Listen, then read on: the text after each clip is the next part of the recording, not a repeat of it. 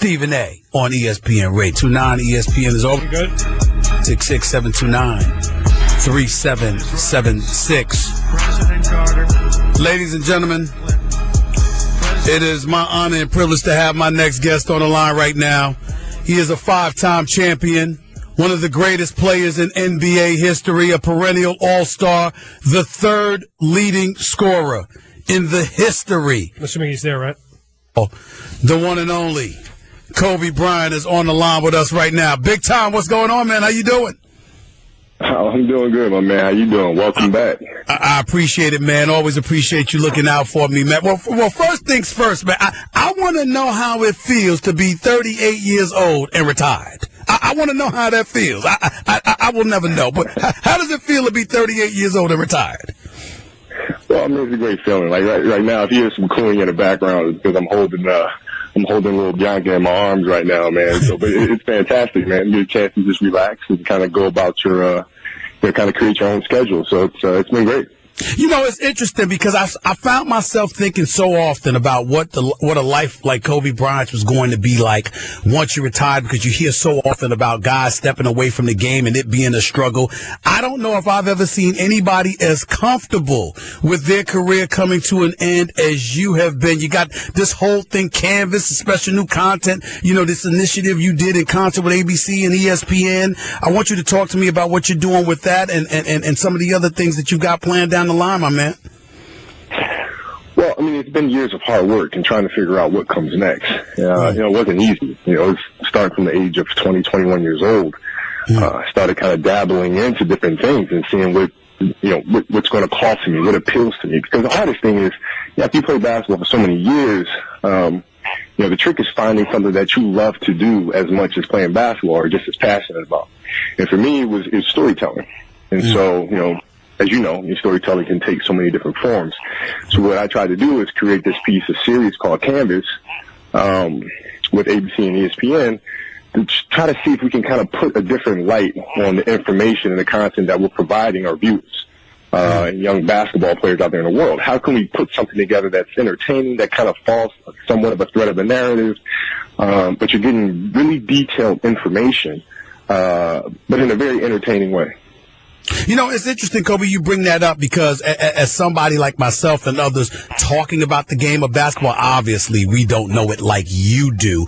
What was it that you thought was missing that made you venture into this particular project? Watching the game of basketball, whether it's being talked about, whether aired on television or whatever the case may be, talk to our listeners about what you thought was missing that you could ultimately provide by doing this Canvas project.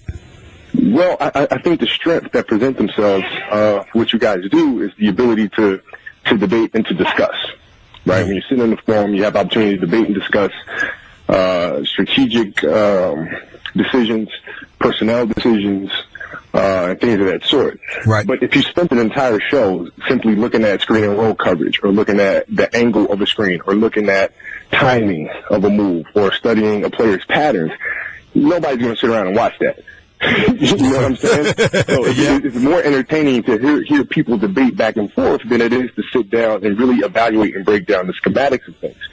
So that's what I try to bring to a table. How can I bring that to an audience in a way that's easily digestible, easily understandable, but also entertaining? And I found putting together short films, anywhere between 5 to 7 minutes, tends to work. Kobe Bryant, the great Kobe Bryant, right here with Stephen A. on ESPN Radio. It debuted Christmas Day, Canvas, and then obviously you've got about 5 more of these short video presentations to do. Are you going to stop here? I can imagine that answer is absolutely going to be no when it comes to you. Is this your first foray into other things of this nature? Can you talk to me about that for a second? Well, yeah, certainly. I mean, this is the start. But we want to make these absolutely flawless. I mean, the second piece of Canvas has been written, and we're working on it right now in terms of editing and shooting and things like that. So we're really excited about that piece and what it's going to bring to the table. And then we'll do the same thing going into the postseason and then continue to expand it from there. Kobe Bryant right here with Stephen A. on ESPN Radio. You know, getting back into you being away from the game, you talked a little bit about how you come into the league at such an early age and you dabbled in various things because you're looking for what you will want to do when your career was over. How soon was it before you really started looking into what you would do beyond the game of basketball? I only ask that question because anytime any of us thought about Kobe Bryant, we always saw and thought we saw an individual that was so complete the game of basketball, nothing else mattered. But it seems that you were far more in depth than that, my man. Well, yeah, I mean, I think the passion to tell stories has always been there in terms of writing and or just, you know, with my kids, telling them bedtime stories. I just make them up kind of as I go. I mean, that passion's always been there. But I think, you know, after my Achilles injury and I had the chance to kind of sit down and create the Muse film, that's when I started realizing, okay, this is pretty fun, right? Because now I had to start dealing with the structure of the show. I had to write out the chapters. I kind of had to write the sequences of things, the thread of the narrative, and then how certain things are shot. And, you know, that kind of got me going. And then to see people's reaction to it and, you know, how it helped inspire them, then that really just lit the fire and gave me absolute purpose. When you watch today's game, as you look at the game of basketball and how it's evolved, I saw LeBron James talking about Greg Popovich, calling him, you know, the greatest ever, how the evolution of the game has transpired before our very eyes, and Greg Popovich has adapted so skillfully to whatever era of basketball is taking place at that particular moment in time. As you watch the game, assuming you watch some of the game now or knowing the game the way that you do, what pleases you about what you've seen? What's left you a bit disconcerted about what you're not seeing from the game of basketball? Well, I mean, what pleases me is the competitive level that players are playing at.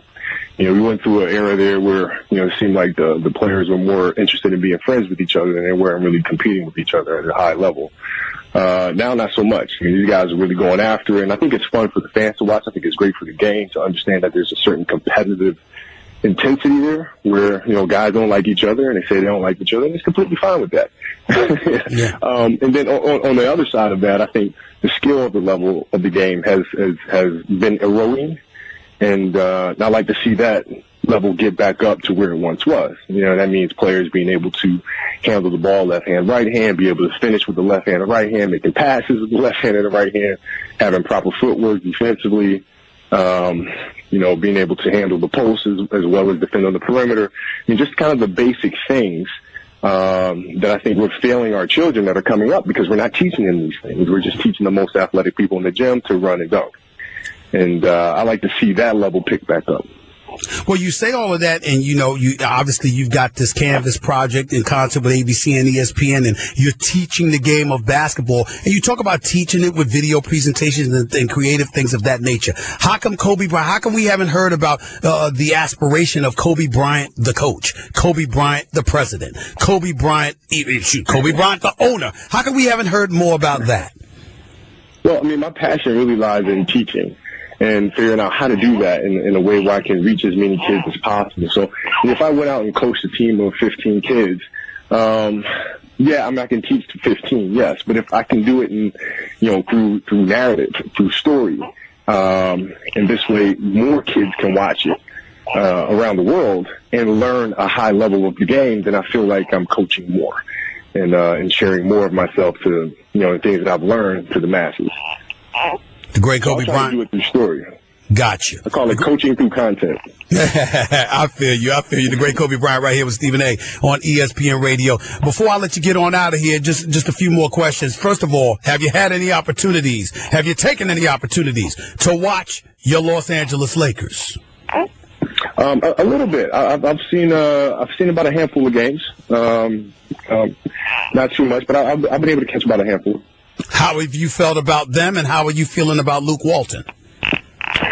Well, I think Luke's doing a fine job. I think it's you know, it's tough because you have to teach players how to play within a structure. But within that structure, you have a myriad of options that you must be able to recognize and take advantage of. And you know, if one player is taking advantage of them, the other four on the floor must understand what that opportunity is and then they can read and react accordingly.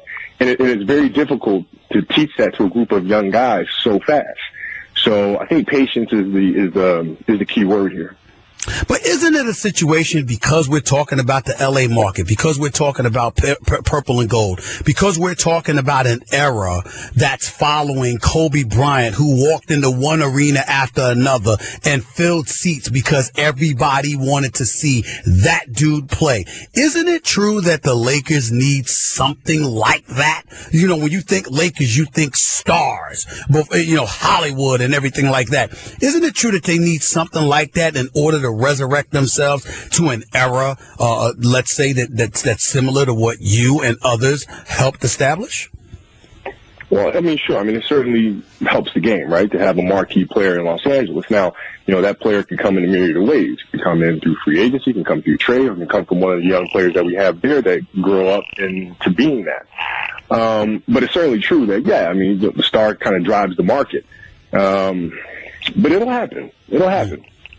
There were news reports that came out the other day about Jeannie Buss reaching out to Magic Johnson. You got a lot of people clamoring for Magic Johnson to get involved and help resurrecting the Los Angeles Lakers. True or not, that seems to be something that's been circulating out there. What if the Lakers had contacted you and wanted you to get more intimately involved? What would you say to that? Well, you know, I'm always around behind the scenes for Jeannie, Jimmy, and, you know, the entire Buss family if they ever need assistance or need to reach out or call for advice and things of that nature. Now, you know, being front and center about it is not something that's really my cup of tea. I mean, I'd rather be behind the scenes and, you know, focusing on the content that I'm creating because that's where my passion truly lies. But the Buss family knows I'm always one phone call away. You know, it's interesting. We're talking to Kobe Bryant right here with Stephen A. on the Stephen A. Smith Show on ESPN Radio. It's interesting, Kobe, because I'm going to admit something on the air that I don't do too much, and you know this about me. I mean, when it comes to basketball, I'm pretty confident in myself, but I don't mind acknowledging that I have to be schooled from time to time and calmed down by the likes of you. Which brings me to Phil Jackson. I know he's an 11-time champion and a great coach. I got some issues with this man as executive of the New York Knicks. I know how fond you are of him. How much should folks in New York believe in this man, or should Phil Jackson, does he really belong back there in L.A. with the Lakers? I mean, could you help me out here? Could you help me out here, Kobe? Help calm me down, please. I mean, you know, all I can do is just go back and look at history and look at the fact that, you know, even when he was here, you know, the waters weren't always calm. You know, there were plenty of storms we had here, and there's plenty of times where we felt like, you know, the ship is going under. But we stayed the course. And I think that's true in anything, whether it's Phil Jackson or whoever the case may be, or whoever's leading it. If you believe they have the capacity to get the job done, they have a history of getting the job done, then, you know, oftentimes or not, it's best to stay the course because you'll get through that storm. And on the other side of that storm, you'll get to where you want to go. So I can only look at what he's done in the past. That being said, I'm not really up to speed on everything that's going on in New York and all the details and nuances and this, that, and the other. So I'm only speaking from experience. Last question. I know you saw that Russell Westbrook, the monster year that he's having, and I know how much respect you got for that kid, particularly considering his competitive fervor. He was snubbed as an all-star starter, even though he's a top 2 league MVP candidate. You heard that news. How did you feel? Well, yeah, I think the voters just raised the level of intensity of the All-Star game to another level. I mean, listen, when he shows up to play the All-Star game, he's one of the few players that competes hard as if it's a regular season or playoff game. I mean, he's coming no matter what. And I think now, you know, being that he's not a starter, he's going to come, you know, even more intense than before. So, you know, the other side better be ready to match his level of intensity. You know, because he's going to come ready to play. And whether he starts or comes off the bench is not going to make a difference. Whatever time he has in that game, he's going to come for you. So, that's right. You know, I think the fans should be ready for a pretty intense show. Yeah, he reminds me of you. He reminds me of you, Kobe. Hey, man, listen, if you're going to lace him up, lace him up. My man, I appreciate it, man. The game misses you, my man, and I know I do. I appreciate you coming on the show my first week, right back on ESPN Radio. Appreciate you, brother. Thank you so much. You got it, my man, and many congratulations to you. Thanks a lot, my man. We'll talk down the line. Take it easy. The one and only Kobe Bryant. future Hall of Famer, 5-time NBA champion, perennial All-Star, one of the greatest guards in NBA history, one of the greatest players in NBA history, top 10, arguably top 5 in a lot of people's eyes, and clearly, obviously, the top 3 scorer in NBA history with over 33,000 points, the one and only Kobe Bryant, right here with Stephen A. on ESPN Radio. 866-729-ESPN is always the number to call up. That's 866-729-3776. More of the Stephen A. Smith Show on ESPN Radio in a minute.